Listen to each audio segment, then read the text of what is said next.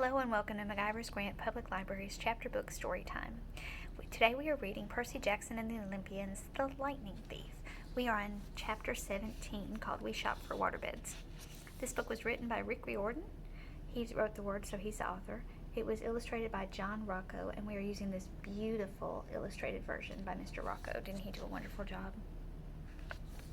This book was published by Disney Hyperion.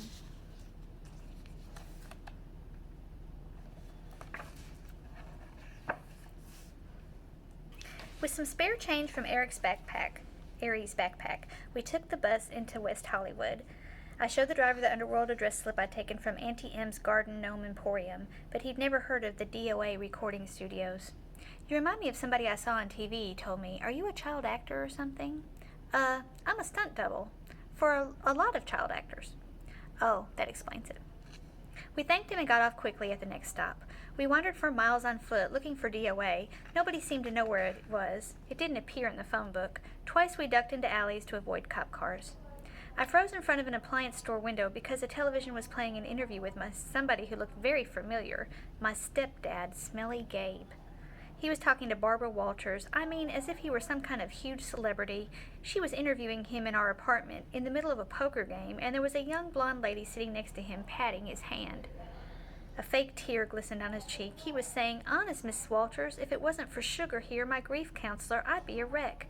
My stepson took everything I cared about. My wife, my Camaro. I'm sorry, I'm having trouble talking about it." There you have it, America, Barbara Walters turned to the camera. A man torn apart, an adolescent boy with serious issues.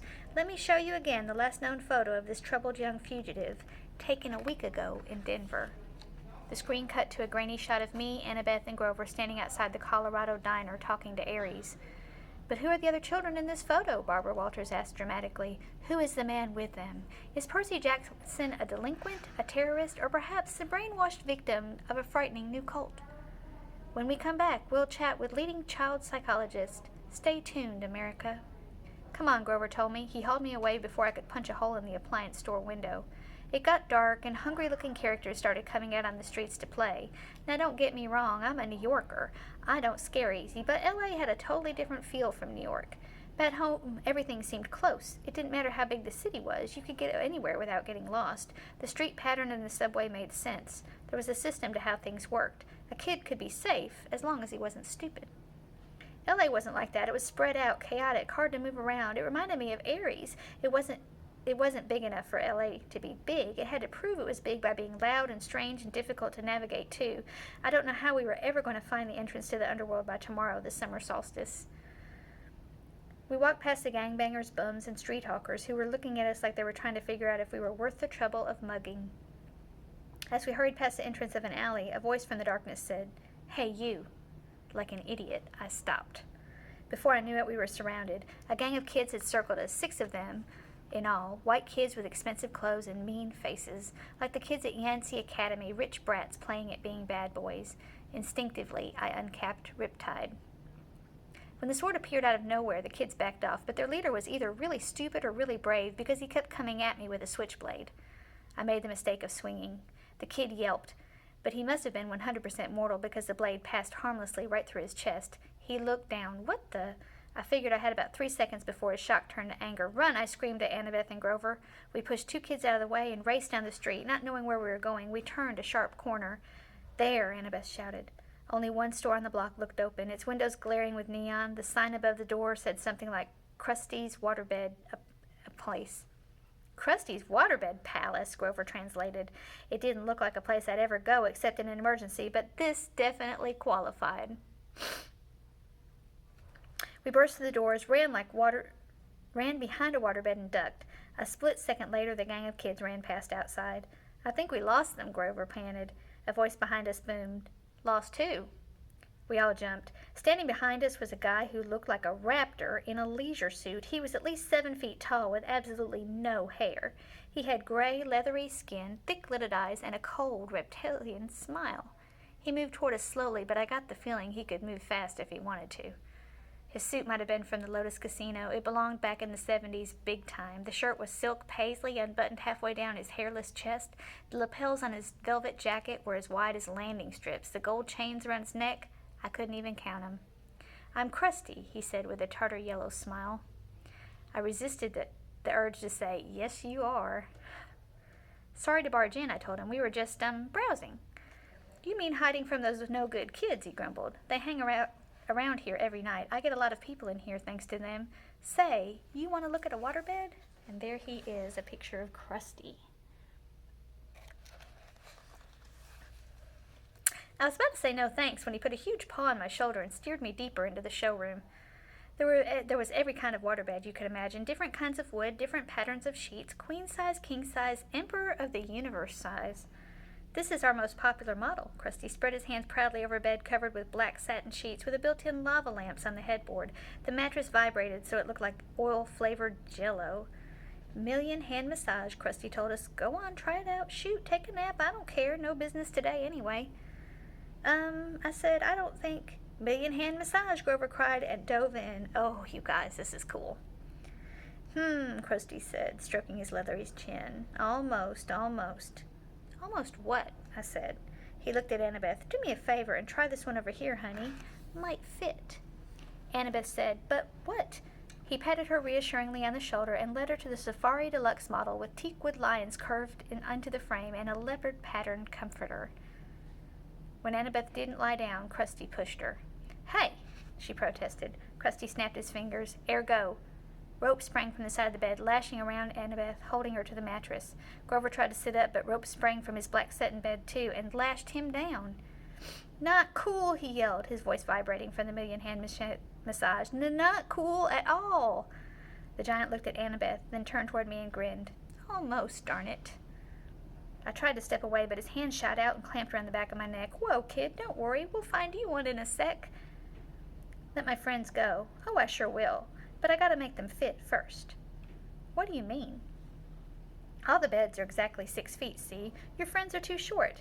Gotta make them fit. Can't stand imperfect measurements, Krusty muttered. Ergo. Annabeth and Grover kept struggling. A new set of ropes leapt out from the top and bottom of the beds, wrapping around Grover's and Annabelle's ankles, and then their armpits. The ropes started tightening, pulling my friends from both ends. Don't worry, Krusty told me. These are stretching jobs, maybe 3 extra inches on their spines. They might even live. Now why don't we find a bed you like, eh? Percy, Grover yelled. My mind was racing. I knew I couldn't take this giant waterbed salesman alone. He would snap my neck before I ever got my sword out. Your real name's not Krusty, is it? I said. Legally, it's Procrustes, he admitted. The stretcher, I said. I remembered the story. The giant who tried to kill Theseus with excess hospitality on his way to Athens.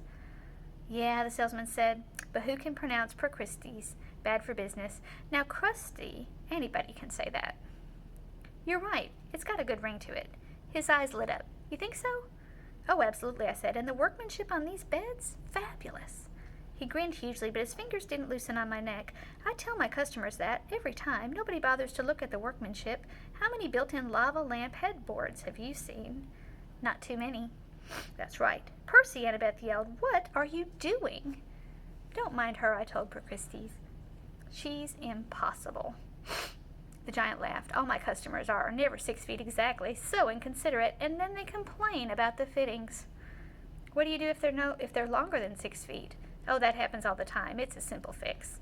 He let go of my neck, but before I could react, he reached behind a nearby sales desk and brought out a huge double-bladed axe. He said, I just center the subject as best I can and lop off whatever hangs off each end. Ah, I said, swallowing hard. Sensible. I'm so glad to come across an intelligent customer.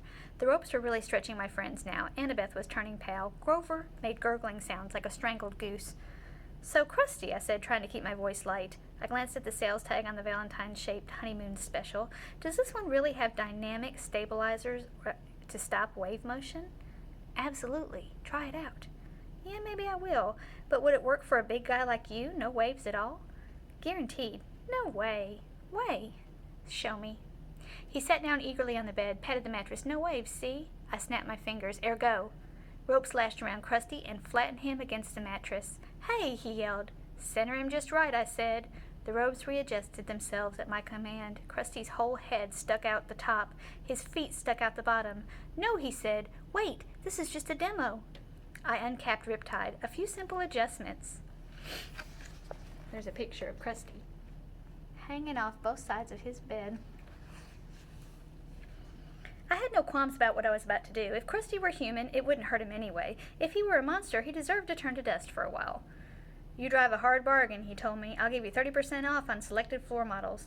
I think I'll start with the top, I said, and raised my sword. No money down, no interest for 6 months.